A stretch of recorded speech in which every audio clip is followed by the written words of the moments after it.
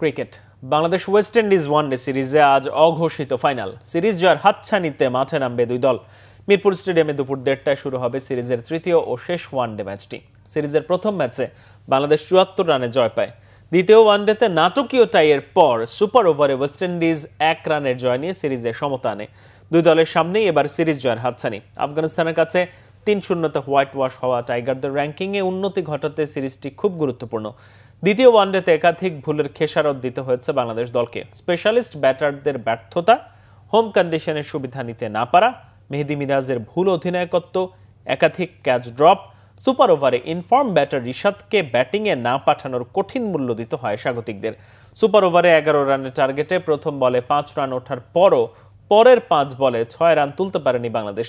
সিরিজটি 3-0-তে জিতলে র্যাঙ্কিংয়ে নবম স্থানে ওঠার সুযোগ ছিল টাইগারদের।